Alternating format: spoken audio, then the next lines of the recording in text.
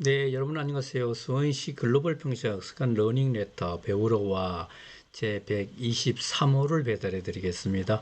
저는 오늘도 배달꾼 조영호 관장입니다.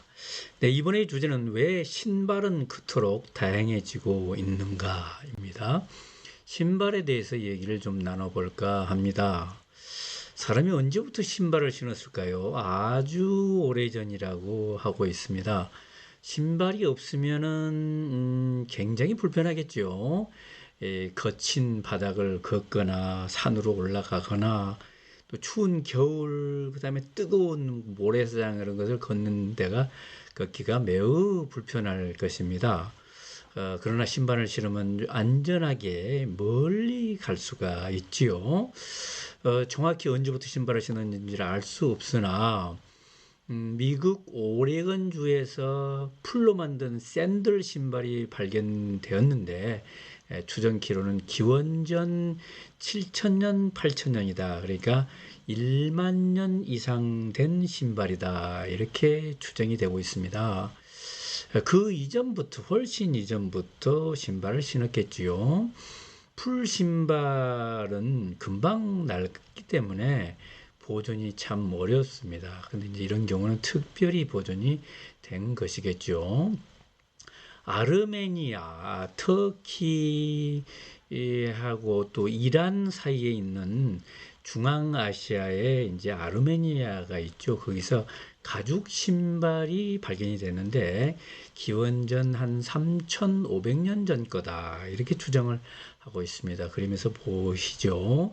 아무리 가죽이라도 정상적인 상태에서 이렇게 오랫동안 보존될 수는 없었을 건데 이렇게 우연히 이렇게 보존이 됐네요.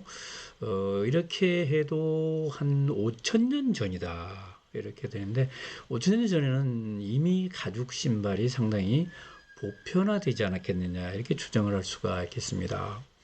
신발이 이렇게 오랜 역사를 가지고 있는데 그 신발이 다양하게 변천이 되고 있습니다.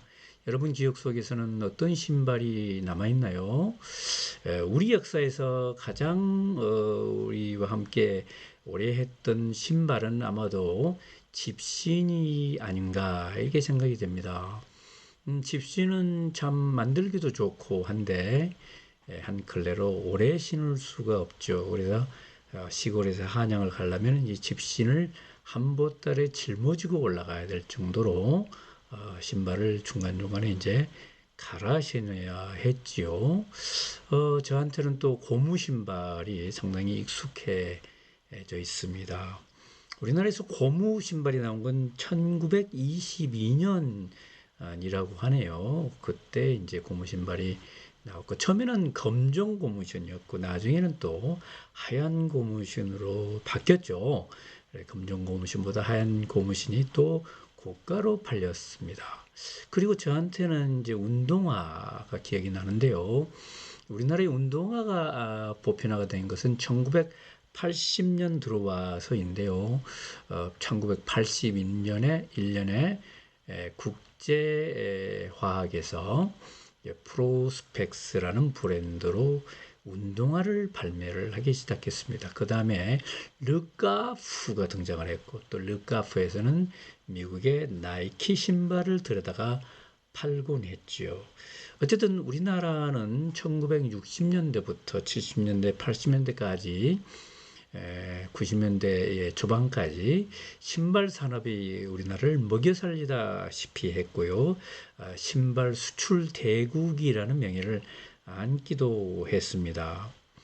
그런데 과거의 신발들 보면은 신발이 워낙 귀한 거기 때문에 아무나 아무 신발이나 신을 수가 없었고 귀족들 전유물이었고 맨발로 다니는 사람들도 여전히 많았고 그다음에 신더라도 겨우 집신을 신고 했었는데 귀족들은 이렇게 가죽 신발 그다음에 천을 덧대어 만든 정말 이쁜 신발을 신을 수가 있었습니다. 서양 신발을 볼까요? 야, 루이 14세는 화려한 몸 장식으로 유명한데 이분이 또 하이힐을 신었다고 합니다. 하이힐은 요즘 여성들만 신는 것이 아니라 그렇게 생각하실 수 있는데 원래 남성들이 신었고 귀족들이 신었던 신발이라고 하네요. 루이 14세는 키가 좀 작았고 그래서 좀 권위를 좀 높이기 위해서 신발까지 굽이 높은 신발을 즐겨 신었다 그래요. 이것들이 많이 대중화됐죠. 그렇게 해서 신발들이 달라지고 있는데 이제 예쁜 신발 몇 컬레 좀 보고 갈까요?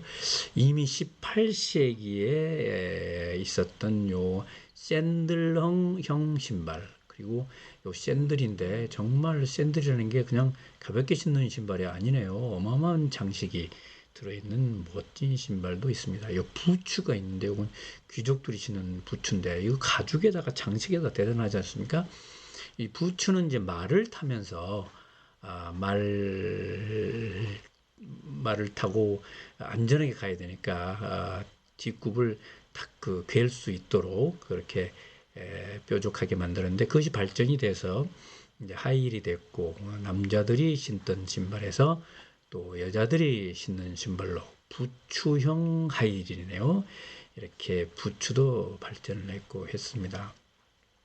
어쨌든 과거에 신발이라는 것이 단순히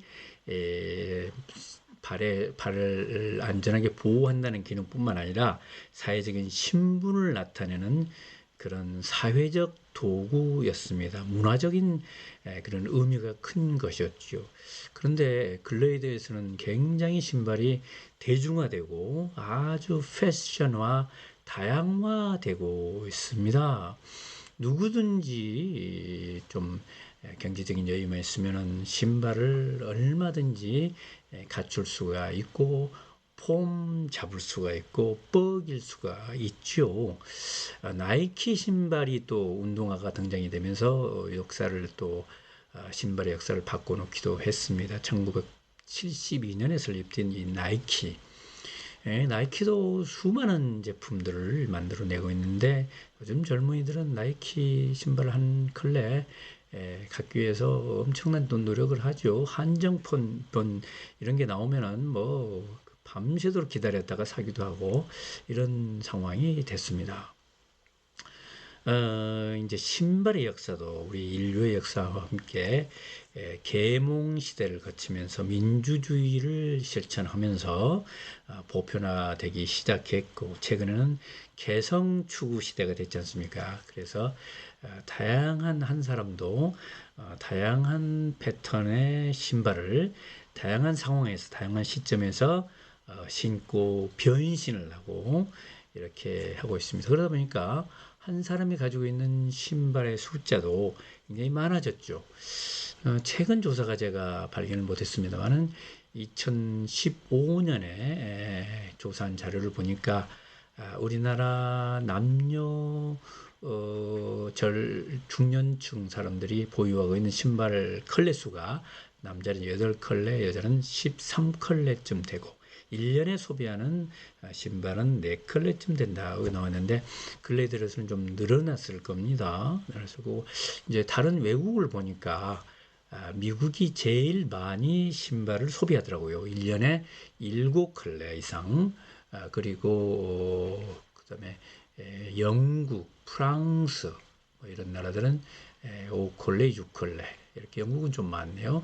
재팬 5컬레쯤 되고 이렇게 해서 우리나라도 상당히 신발 소비 선진국이다 이렇게 볼 수가 있을 것 같습니다. 제가 이렇게 해서 이제 저희 신발장도 한번 뒤져봤어요. 그랬더니 정통 구두가 3컬레 있고요. 그다음에 운동화도 있고 또 캐주얼화도 있고 이렇게 해서 13컬레가 저도 있더라고요. 그래서 야, 나는 신발이 별로 없다고 생각을 했는데 신발장을 찾아보니까 다양한 신발이 있어요. 그래서 저도 평균 이상의 라이프 스타일을 유지하고 있는 것이 아닌가. 신발을 가지고 있으면 좀 자유라 할까요? 이런 게 좀 느껴지기도 해요.